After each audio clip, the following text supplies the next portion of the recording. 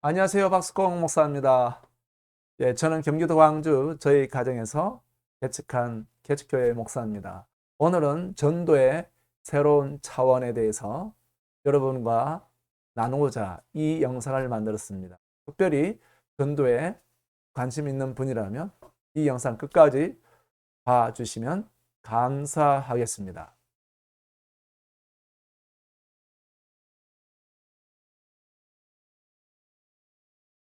예, 전도의 새로운 차원, 그것은 바로 예언적 전도라는 것입니다. 자, 예언적 전도라는 것이 과연 무엇인지, 음, 신디 제이콥스의 초자연적인 삶을 살라 134쪽에 있더라고요. 읽어보겠습니다. 예언적 전도, prophetic evangelism, 하나님의 음성을 듣고 그분의 가르침을 이해한 뒤 그 가르침을 잃어버린 영혼들과 그들을 살아가신 하나님을 연결시키는 대화의 통로로 활용하는 방식을 말한다. 예, 이거였습니다. 예, 신디 제이콥스는 여러분도 아시다시피 유명한 중보 기도 사역자이지 않습니까? 이분들에게서는 그 하나님과 인격적인 교제, 이 부분이 굉장히 탁월하죠. 그래서 만나는 사람들에게 또 전도 대상자를 향한 그 하나님의 그 말씀을 받아서 전하고 또 그들에게 예수 그리스도를 소개했을 때 전도되는 역사. 그래서 그것을 이 신디 제이콥스는 이렇게 예언적 전도라는 개념을 정의를 내렸더라고요. 하나님의 음성을 듣고 그분의 가르침을 이해한 뒤에 그 잃어버린 영혼들에게 그 하나님의 사랑을 연결하는 방식으로 사용되는 것. 이게 예언적 전도라고 이렇게 말하였습니다. 근데 사실은 이 예언적 전도라는 것은 요한복음 4장에 예수님이 사마리아 여인을 만났을 때 이번에 예수님의 그 대화와 또 사마리아 여인의 그 갈증의 그 우물 그 부분들을 대화를 통해서 그 여인을 전도한 그것이 대표적인 예언적 전도가 되겠습니다. 그뿐만 아니라 뭐 사도행전의 고넬료와 베드로의 만남 그 또한 예언적 전도의 한 예가 될 수 있겠죠. 베드로에게 고넬료 각각 주님이 따로따로 역사해 줬지만 결국 복음의 말씀을 들을 수 있도록 만남의 역사 이루어지도록 하는 어떤 그런 것. 결국은 예수님의 사역에서나 사도 바울의 사역에서나 또 그뿐만 아니라 지금의 뭐 전도가 안 된다고 하지만요. 그 모든 한계를 뛰어넘는 초자연적인 방법으로 되어지는 전도. 이것이 바로 예언적 전도였는데 과연 성경적인 전도였던 겁니다. 자, 여기에 대해서 제가 예언적 고기잡이라는 책을 최근에 읽으면서 또 예언적 전도에 대한 새로운 인식을 갖게 되었습니다. 물론 작년 제가 예언적 전도라는 개념을 이제 알게 되었고 또 제 삶에 많이 적용하면서 전도 현장에서 여러 가지 많은 일들이 있었습니다만 이 예언적 고기잡이 이 분이 이제 진 브리스 블라시라는 분입니다. 이분이 남편을 37년 동안 살던 남편을 여의고 난 뒤에 그 갈망 가운데서 주님과의 깊은 교제 가운데서 이제 예언적 전도의 일꾼으로 사용된 겁니다. 그래서 이 책에서 예언적 전도라는 부분에서 아주 단도직입적으로 간략하게 말하고 있습니다. 그것은 주님과의 친밀한 사랑의 그 교제의 결과물인 것입니다. 그렇습니다. 우리가 전도가 안 되고 또 여러 가지 어려웠던 다른 게 아니라 우리 힘으로 할 수 없는 영역에 속한 거죠. 그리고 예언적 고기잡이 이 책에도 나옵니다. 만약에 당신이 자신의 영적 수준으로 복음을 효과적으로 전달할 수 없을 것이라고 느낀 적이 있는가? 그렇다면 당신은 이제 예수님께서 사용하시기에 딱 알맞은 그릇이다. 이 말입니다.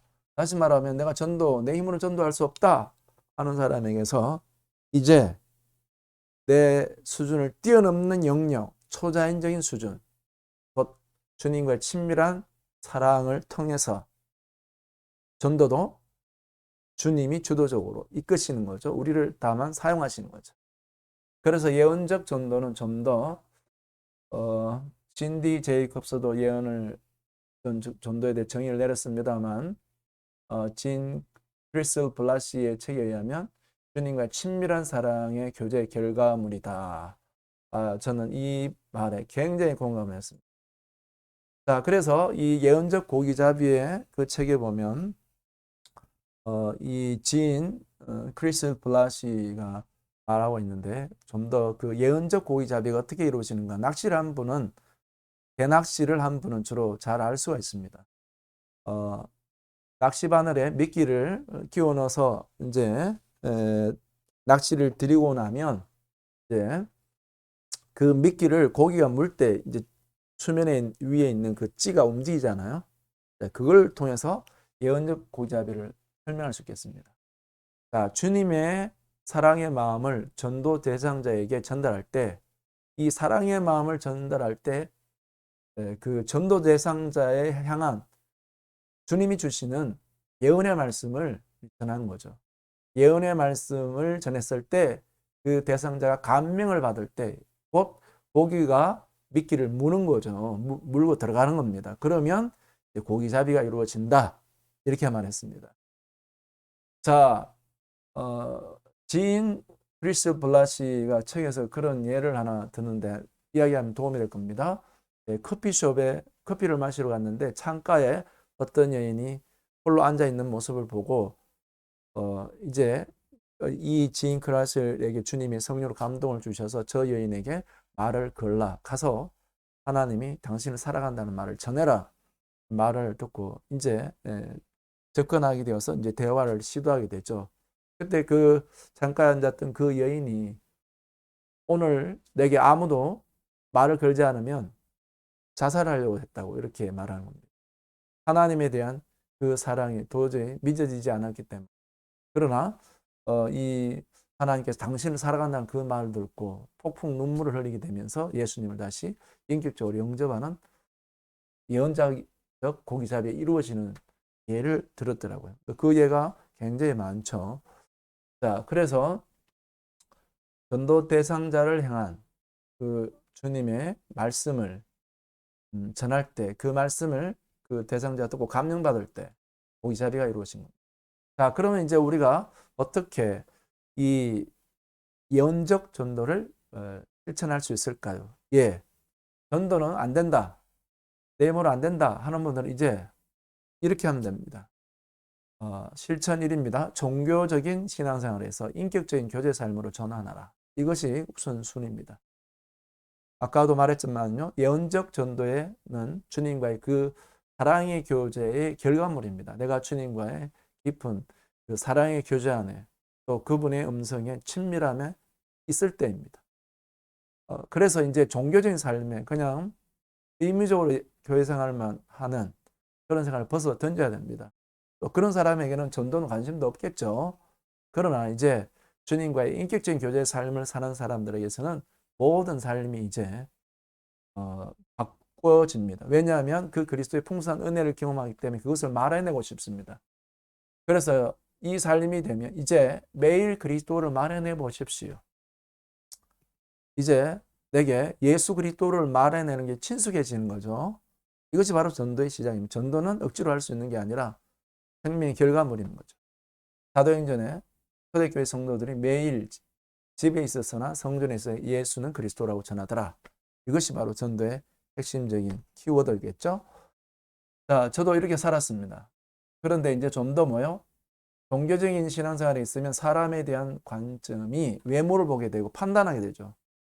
그러나 주님과 친밀한 교제를 나누고 그리스도의 그 기쁨이 있을 때 이것을 사람들이 말하고 싶은 겁니다. 그래서 뭐에 대하여? 사람에 대한 관심을 가지라. 이게 예언적 전도의 기본이 되겠습니다.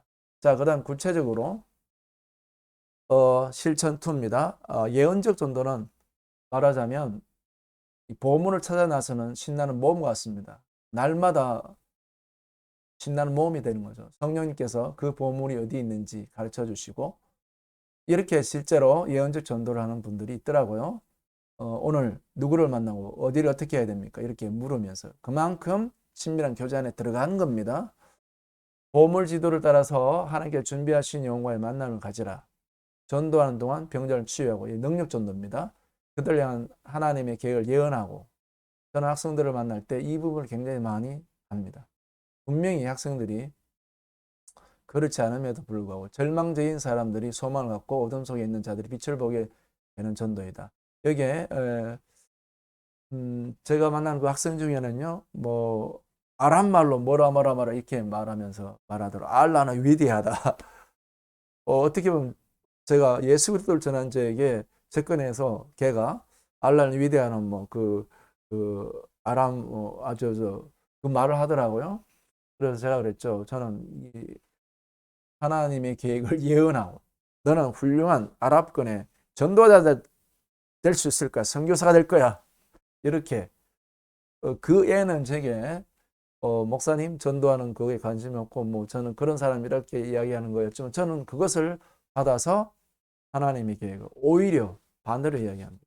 장점을 보고 이야기합니다. 이게 학생들 전도에 굉장히 중요하더라고요. 왜냐하면 이제까지 부모님한테서 학생들이 굉장히 잔소리를 듣고 그랬기 때문에 그 애들을 격려하고 위로하고 힘을 주는 말을 하는 거 굉장히 중요합니다. 이게 전도자인데 전도자들이 종교적인 삶을 판단하게 정지하게 되면 그것은 전도의 취약입니다. 자, 절망적인 사람들의 소망을 갖고 어둠 속에 있는 자들이 빛을 보게 되는 전도이다. 이것이 초자에 있는 방법의 예언적 전도이다. 구체 실행입니다. 보물을 찾는 것이고 그 사람들에게 능력 정도로 특별히 하나님의 계획을 예언하고 소망을 갖게 하고 빛을 볼 수 있도록 도와주는 겁니다. 자, 그래서 구체적으로 나누면 전도 현장에서 주님께서 예비된 만남을 위해 기도하라. 전도 나가기 전에 하나님이 오늘도 어떤 만남을 하라 기대하는 거죠. 이 정도는 이제 전도 불이 붙은 거죠. 전도 현장의 대상자에 대한 하나님 계획을 예언하고 병든 자를 치유하고 치유, 예언, 믿음, 소망의 권면의 말씀 이 세 가지 포함됩니다. 그 다음에 전도 대상자에게 성령이 임하시도록 간구하여 주님을 살아계심을 나타내기도. 여기에 보면 전도 대상자가 예언의 말씀을 받아들였을 때 예수님을 영접하도록 하는데 인격적으로 주님을 따르는 사람이 될 수 있도록 그 삶을 인생을 주님께 드릴 수 있도록 돕는 겁니다.